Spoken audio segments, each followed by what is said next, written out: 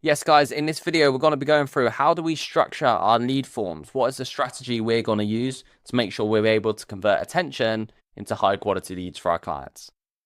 So what even is a lead form when it comes to meta ads? There's actually two types of lead forms. And I'm going to tell you the one which I think is best in the style that we use. So when you think about when you're running ads, obviously you've got this video. If that video resonates with your prospects, they're going to want to take the next step. So they're going to click on that video, and when they do that, you're going to have a lead form pop up, such as what I'm showing you in the presentation here. It's essentially a quick way of getting someone's contact details. We'll ask them basic stuff: what's your name, email, phone number, and they're signing up to it in good faith that we're going to give them our offer, which for us will be in exchange for this free consultation call. The old-fashioned way of doing this is that someone sees the ad, clicks on it, and then they go to a landing page, which is essentially just a one-page website where people will then fill out their information. Now, if you think about what this is doing, this is quite a big action. It's taking someone off Facebook and Instagram to an external website. And how Facebook and Instagram make all of their money is that they sell people's attention. But they can only sell your attention if you're on that platform. So this time, doing ads with a landing page as a lead form, it does work, but obviously if it's a bigger jump, it's an action which doesn't really suit Instagram because it wants to keep you on there, it charges you more. So typically the leads that you would get from showing someone an ad and then taking them to a landing page lead form are a lot higher than if you do the style, which I recommend, and what I'll teach you, which is an on-platform lead form. That person is procrastinating on Facebook and Instagram. They see your ad, they click on it.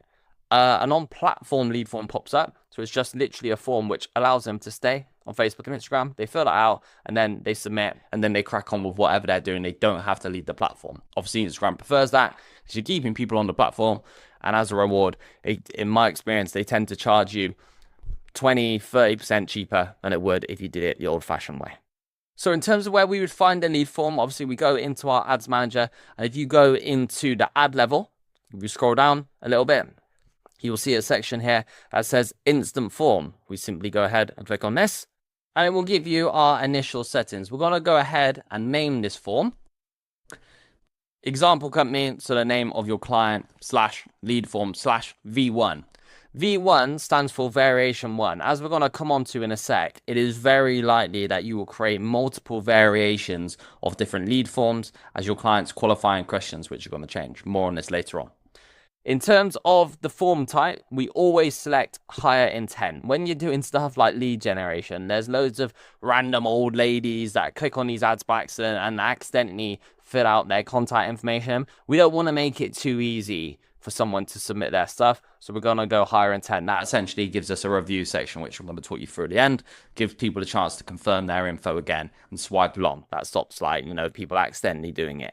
You don't want to select this. I've tested this. You can obviously do it where you get the leads to verify their phone number. They get sent a passcode once they've entered. I think that's too big of a jump. Most people are doing something else on Facebook and Instagram. They weren't initially searching for you. Your ad popped up. So that's probably too big of a jump. So just using higher intent is good. In terms of the flexible form delivery, again, we want to let the algorithm do its thing. So we can always just click optimized here.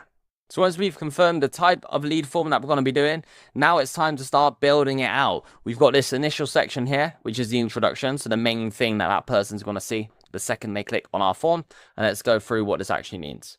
So the headline or the greeting of this lead form is going to be the most important part. That person needs to know what they sign up for. We're in a world where people are getting their phones blown up with cold calls all of the time, especially as business guys. They're getting their emails flooded with load of junk and doing forms of cold outreach. That person is going to willingly give you their contact information, which people do not like doing.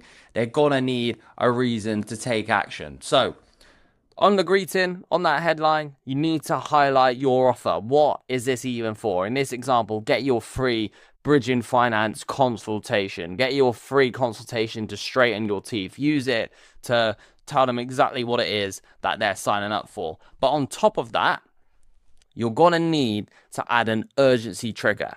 People do not take action unless there is reason to take action. People are going to need an extra reward or a consequence on top of the actual reason. So let's pretend I'm signing up for something about teeth whitening. the main reason for me signing up on this is because I want whiter teeth. That isn't enough. That person needs a reward or a consequence. Click here to get your free consultation. The teeth whitening, we're only doing it for November only. Now that you've added a time parameter around it, that FOMO of that person not wanting to miss out can spark them to take action. You know, limited offers, limited time offers is a great one. You could also use limited spaces available. You could say, click here to get your free consultation, only 20 available. If you're seeing this ad, you're just in time. Something like that. So headline, highlight your offer, the main bit, the dream outcome, what is that person sign up for, and then add that urgency trigger directly after it. And you've only got 60 characters to play with, so make it quite vague. And you can also select a professional background. Obviously, this form is generically white. You can leave it white.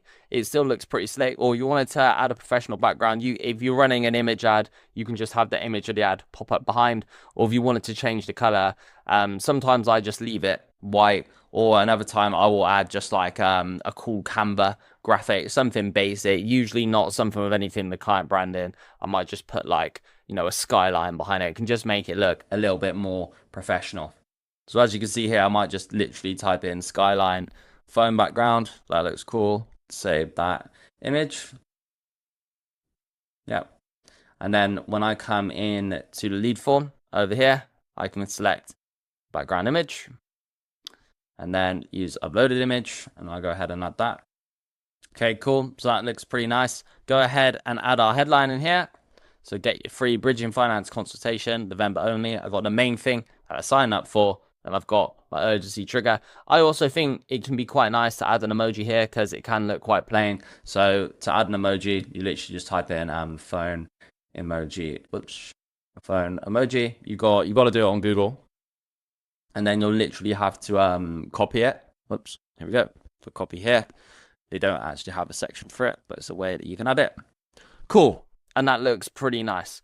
Coming down here to the description, we always want to pick a list. Again, people don't read big chunks of stuff anymore. So you just write out your 4 main selling points here. If you remember, one of the first things to get you guys to do is to submit that questionnaire to your client. Your client should be highlighting to you their main selling points here. So you would go ahead and check their questionnaire and add their unique selling points here in as little words as you can.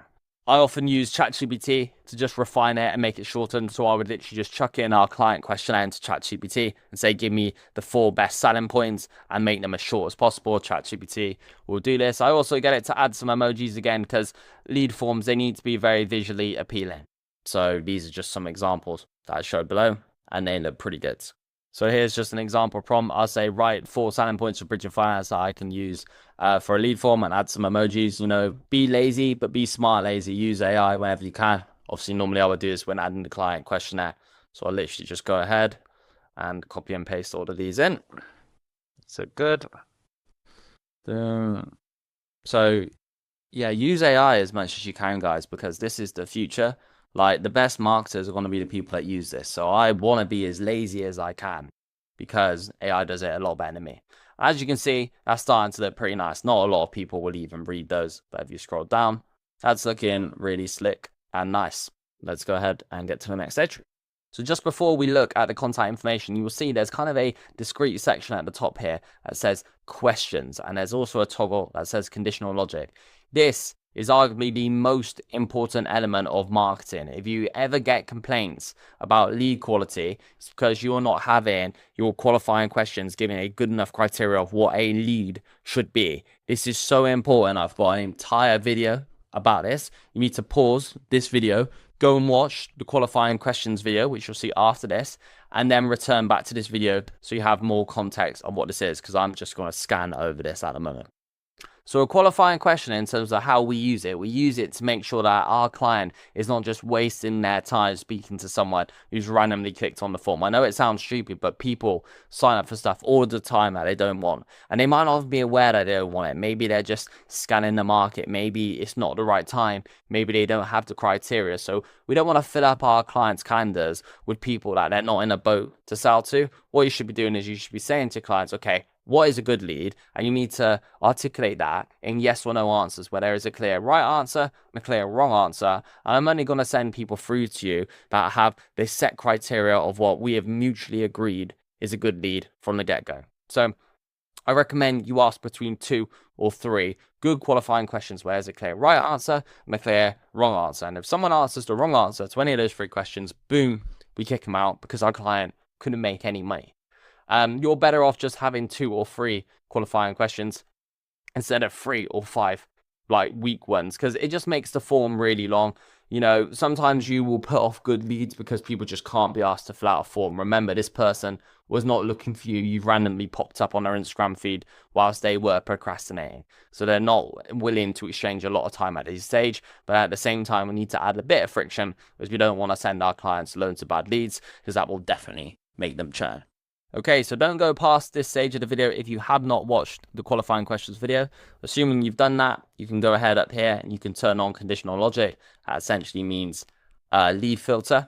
You can go ahead and add questions. I'm going to go multiple choice because people are more likely to do multiple choice than fill out long and short answers. I'm going to go ahead and ask some clear yes or no questions. So I might say something like, do you live in the UK? Question mark. And then I might add another question here, another multiple choice one. I might say, do you have a 20% deposit? Something like this. Okay, so at the top here, if they say yes, I'm happy for them to go to the next question, which is question 2. Whoops. And if they say no, I want to kick you out, right? Because my client can't work with you. That's a black and white. That's a black and white thing for our guys. Next question, do you have 20% deposit? Yes. Cool, they've passed both qualifying questions, so I'm happy for them to go ahead and submit the form. You always click E1, end of page form. That's like the successful submissions form. If they said no, you already know we're kicking them out. Okay, so that's how you add those qualifying questions and sync it up to those lead forms. If you scroll down a little bit on that page, you'll find the section contact information. This is important because this is where we're actually going to be collecting their email and their phone number. And there's a couple of best practices to follow here. So what's really important before you can take in anybody's information, with how sensitive the laws and the rules are around data protection, I always recommend in that description section, you just copy and paste this. You just say, by entering the details below, you consent for us to contact you to arrange your consultation. It just covers your back. It's extremely unlikely anything would happen, but why not put it in there just for the sake of it? So copy and paste that in there for all your clients. That can be universal. And then you're going to pick the basic things that you need from them. So you always should be getting their full name. You always should be getting their email, and you always should be getting their phone number. Now, depending on the niche, if you're doing B2B, you might want to ask for their company name as well, or you might want their postcode. This section is often auto-filled by Meta, so always take that information that they give in there with a pinch of salt. Don't be disqualifying someone because they've put a fake name in there, or they've put like a fake company name. You know, sometimes it's just linked to the old ones that people have forgot to change just because Meta's automatically filled it out. So for us, I'm going to go in here. I'm going to go ahead and paste our description. Disclaimer, I want the email. That's good. You don't need to collect the work email. You've got the full name, you've got the phone number, and let's just say, for example, I want their company name. Cool. Good. And don't make any of these optional. Again, it's important information if we're asking for it. We don't want to be asking for stuff for the sake of it, right? So that's all good. Go ahead and go to the next stage.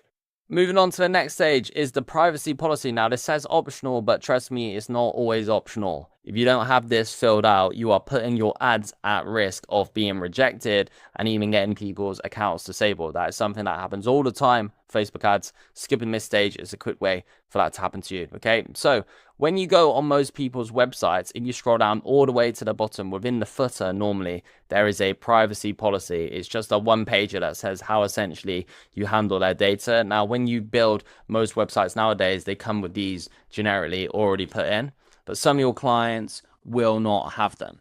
If your client does not have one, I've got you, okay? You can go ahead and you can download his PDF here with a copy and paste privacy policy. This is a universal one, so you won't have to even change anything. You can go ahead and download this and then ask your client to add it onto their website, or you'll probably be able to do it. Just ask them for their website login details. Go ahead and add a new page into their footer and paste this privacy policy. It just needs to be on their website somewhere.